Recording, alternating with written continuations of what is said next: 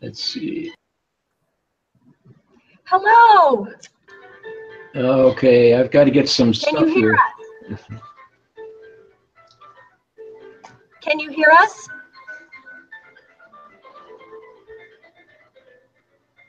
Can you hear us?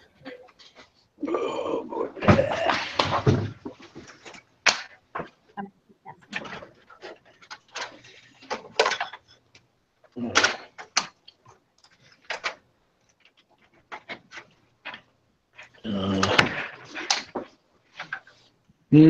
Can you hear me? Can you hear me? Yes, we can hear you. Oh, great. Yes. I can hear you too. This is wonderful. This is awesome. I'm going to turn this, Mr. Tinker, this is Aubrey, and she's a student of mine, and I got to meet you last December in Des Moines, and you were very gracious to one of my students, and so she is doing her project on Tinker versus Des Moines this year. So I'm going to turn this over to her, and she has some questions to ask you.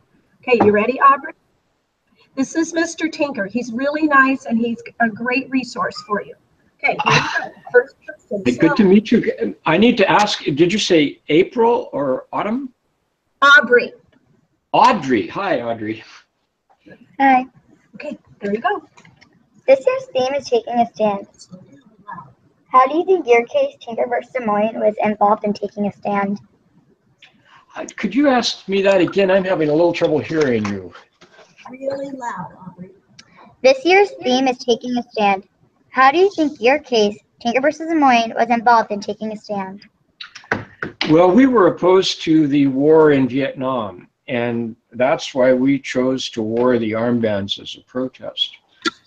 And a lot of people supported the war in Vietnam, and to be against the war was a very unpopular position. So in that kind of a situation, it does take something a little extra to decide to go ahead and stick out and stand up and take a stand. So I think that's what we did. Yeah. There were really two stands. Can you tell us how you became involved in the Vietnam protest and the wearing of the armbands? Yes, our family, my parents, my mother and father were both very, very much opposed to the war in Vietnam. And so in the Thanksgiving time of year, there was a big protest in Washington, D.C. against the war. And I asked permission from my parents if I could go to that protest, and they said I could go. And so that's really how I got involved. The armband protest was an idea that came from the bus trip home back from Washington, D.C., when we on the bus were discussing how to continue to protest the war. Mm-hmm. What was your reaction at your middle school to your black armband? What were the events that happened after you took the stand at school? Right. Just one correction. I was at high school by then. I was in 10th grade at North High School in Des Moines. The reaction at school, boy, it's kind of hard to say. It wasn't very energetic, honestly. It was somewhat muted. Most of the people knew that I was opposed to the war. And after we were kicked out of school during the holidays at the end of the year, I went back to school dressed all in black, and so everybody knew that that's what the black clothing meant, that I was opposed to the war. And it was a mix of reactions. I had support from my friends. Some of the other students called me a coward or a commie and were insulting me, but it wasn't very bad, really. And likewise with the teachers, some of them actually supported what I had done, and some of them very much disagreed with me about the war. One of the teachers invited me to come talk to his classes. Then for the next several years, several times I spoke at to his classes about the war in Vietnam and about being part of the opposition to the war in Vietnam. So it was a kind of a mixed reaction, and it wasn't all horrible.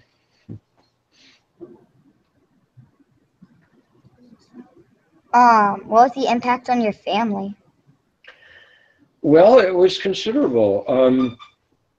Our family had been social outsiders in a way for years because my parents had both been involved in the civil rights movement, and us kids would attend demonstrations and so on. And so we were kind of used to being associated with unpopular causes. But we had the front window of our little Volkswagen, somebody threw a brick through it. Somebody else threw red paint on the street in front of our house. We got some pretty ugly phone calls. One day my sister, Mary Beth, answered the phone, and somebody, a woman, told her, "I'm going to kill you." So there were some pretty ugly experiences that we had afterward. Do you see some of the things that your family faced in what we see today going on? That we were involved. Could you say that again, Deborah? Sure. Do you see some of the same ways that people are reacting to, I'm trying to figure out how to phrase this correctly. People with opposing points, do you see some of those same kinds of reactions that were to your family today in what we are seeing in the news and around the country? Well, yes. Back then, there wasn't as much publicity about the people that were protesting the war as there are people who are now upset with the Trump presidency and everything that's happening in his administration. So there are a lot more people involved today than there were back then. But a lot of the activities, I guess back then, the protests were gentler in a sense. We were really not trying to confront people. We were trying to convince people in our point of view. But it's the activism among the anti-war activists back then, they have a lot of the same spirit as the people who are protesting today. When you look at the football player Colin Kaepernick, and I probably said his name incorrectly, how do you see his stand at and his expression as freedom of speech similar to what you and the others did in Des Moines? I didn't quite hear that, Deborah. Okay, Colin Kaepernick, the football player who decided to take the knee during the national anthem, how do you see, I realize it's a different form or different idea behind the protest, but how do you see that as similar or different from what you and the other students did in Des Moines? Yes, well, it's similar in the sense that Kaepernick and the people with him that are doing that type of protest are very much, they stick out and they're identified as protesters and kind of mavericks. And we were in that same class of mavericks and standing out and being in a real minority. And it does take a certain, I guess, courage to stand up to that. And I really admire the courage of these football players, and also the gentleness, really, of their protest, is to take a knee during the national anthem or whenever, is it's not really a disrespectful thing that they're doing. But they are standing out, and they are making it known that they have issues. And so that much is the same, really, between their protests and the wearing of the black armbands. We were respectful. We didn't shout or make a ruckus or anything like that. We just simply wore our armbands, and the football players are likewise not shouting or anything. They're just making a symbolic action by taking the knee.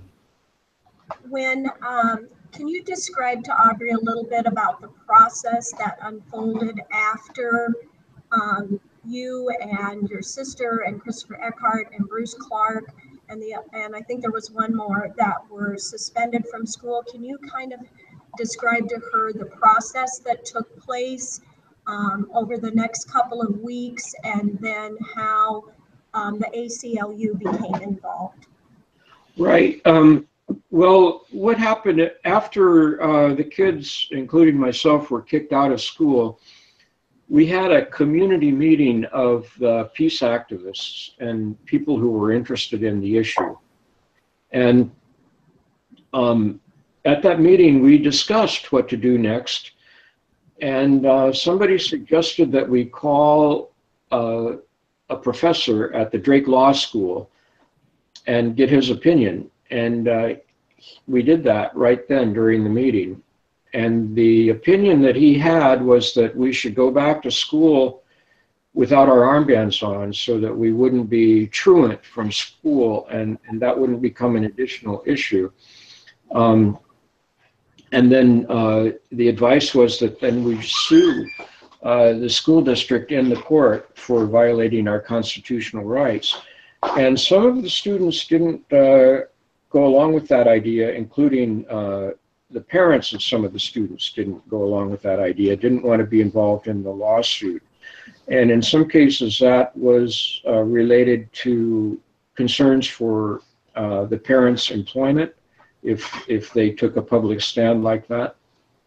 And in other cases, in Bruce Clark's case, I spoke to him about this just last year, and he said no, that he didn't want to be part of the lawsuit because the lawsuit was putting the emphasis on the First Amendment issue rather than on the issue of the war. And he thought that it was important to maintain focus on the issue of the war. And so that's why Bruce didn't join the lawsuit. But anyway, that's what we did. We filed a suit at the district court there in Des Moines, at the federal court, because it's a constitutional issue, and pursued it from there. When you think about the time period and the fact that the Vietnam War was not very popular and became less popular as time wore on, do you think that that lack of popularity had any influence on the case when the ruling was made? Or do you think that they just went with the violation of the freedom of speech? Well, that's a really good question. And the period of time between when we wore the armband and when the decision was issued by the Supreme Court, I think there was a shift in public opinion during that time period, because when we wore the armbands, there was quite a bit of support for the war, and anti-war protests were not seen in a favorable light. But by the time in February of '69, when the decision was handed down, there had been additional large demonstrations against the war, and public sentiment had really turned against the war. And it does seem possible that that had an effect. Abe Fortas, who wrote The Majority Opinion, had been a strong supporter of the war. And so it was interesting that he would write the opinion and that he would do such a good job of it.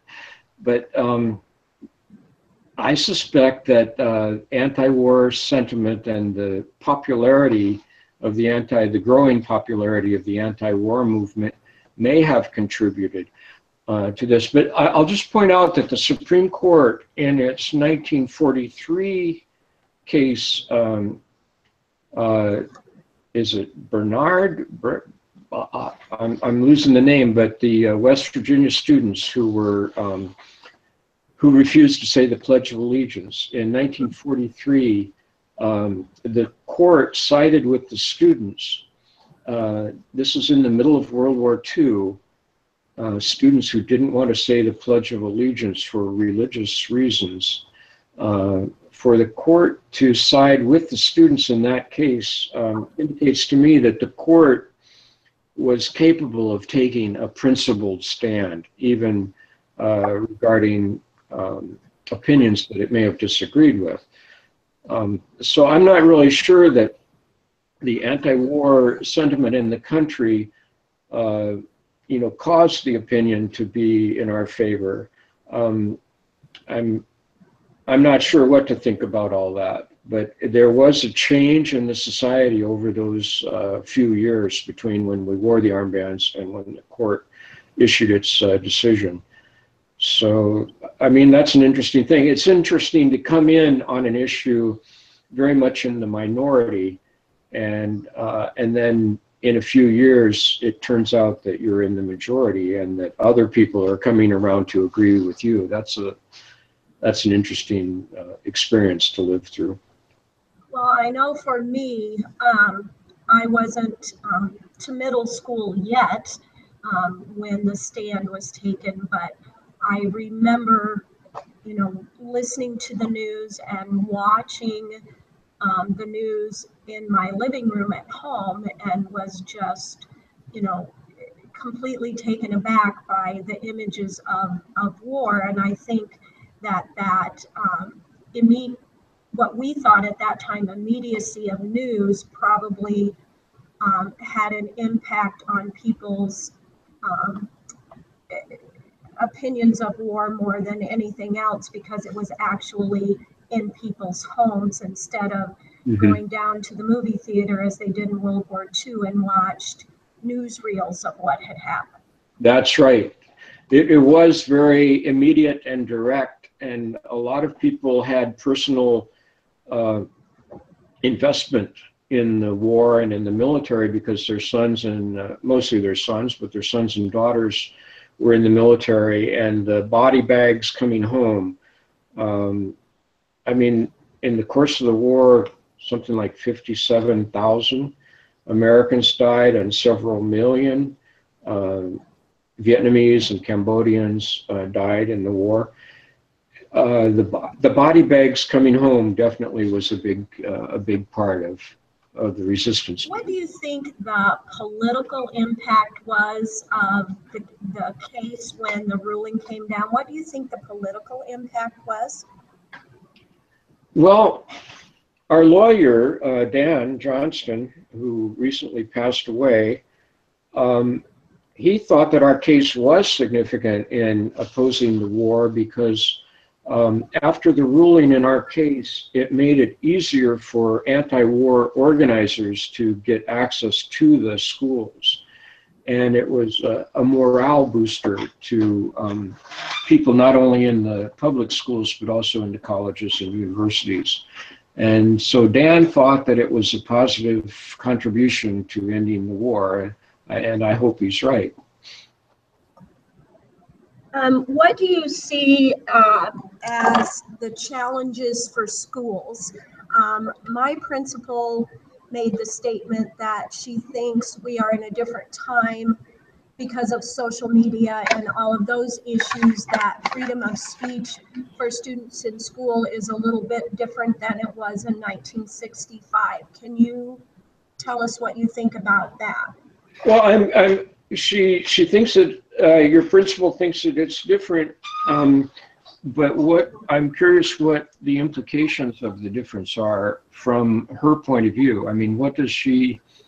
Well, as she explained it, she said with social media and the way that students interact that way, that she thinks that freedom of speech for students is different because of that use of social media. And I didn't really have an opportunity to ask her to explain that a little bit more. I guess I was just wondering if you think that that plays an impact on the right for students to free speech.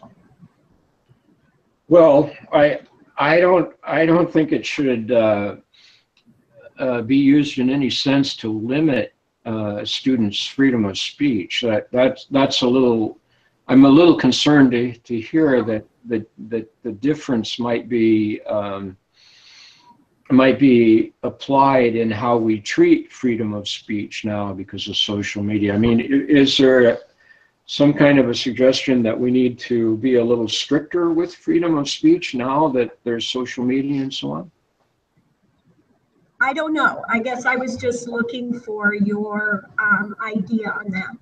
Okay, Aubrey. Well, I think that from the school's point of view and from the administration and the teachers, that my main point that I usually try to make is that the schools are educating students for participation in a democracy. And in order to do that, students need to realize that they have a right to their own thoughts and that they have a right to express what they're thinking. And I mean, there are all kinds of other things. I mean, I don't think this applies to hate speech. I don't think it applies to bullying or anything like that. But in order to communicate what the student thinks about an idea, I think that is one of the central goals, it should be, for the schools in our democracy. Abe Fortas makes that point in his opinion in our case. And it's a great opinion, I think, not just for the rights of students, but for the role of freedom of expression in the democracy, that he really stands up very well for that. And I'm concerned to see schools. I mean, there's a natural thing in the human psychology.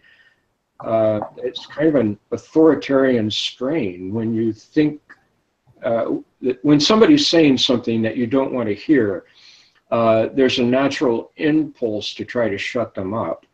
And I think that kind of an impulse is really damaging to the democracy. And I hope that students and that schools and administrators and so on will really resist that impulse to just try to shut students up. It would be much better, in my opinion, if school authorities would help students to figure out what are the best ways to express their opinion, and if the students are doing truly objectionable things, then the adults need to help the students figure out and learn and understand that there are probably better ways to express themselves.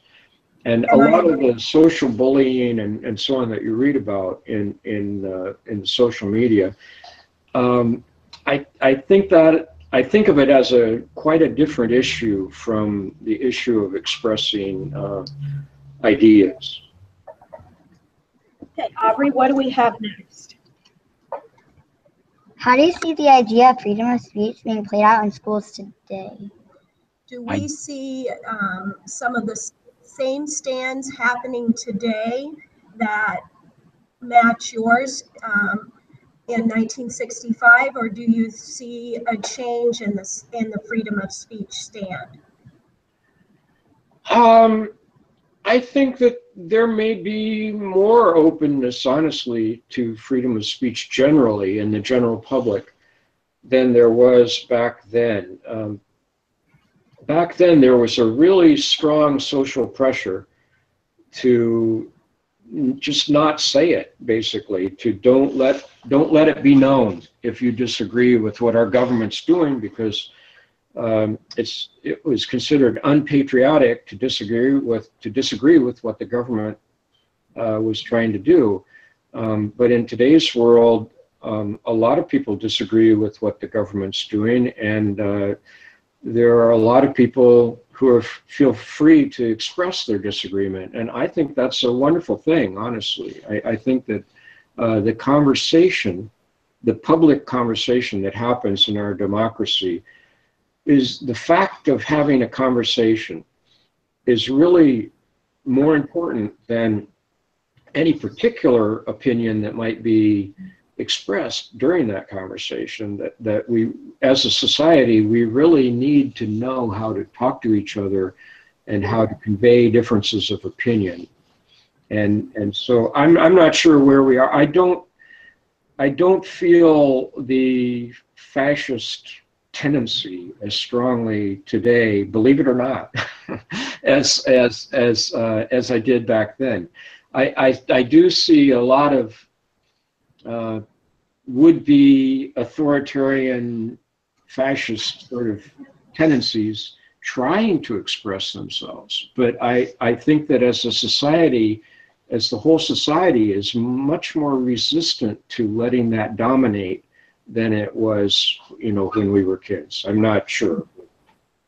It's if you were doing this project as a student that Aubrey is, what would be some of the most important things that she should include from your viewpoint? She's doing an exhibit. So what would be some pieces that you would say absolutely need to be included? Wow. Well, Audrey, let me ask, have you read Abe Fortas's decision in our case? The majority opinion, have you had a chance to read that? She's read a condensed version of it, not the full version. Okay. I would recommend really to read the whole thing and think about everything that he's saying in it, because I think there's a lot that's important, not just to our case, but to the democracy in general. And also, let me say that I have a web page. I have a collection of frequently asked questions that you might find something interesting to use with your project in that. If you go to my website, do you have something to write? Tinkerroot.org, I know where it is. Oh, you know where it is. If you put a /Tinker Okay. following that, it can be all lowercase, Tinker. That's a shortcut link, and it'll take you right to the newsfeed page.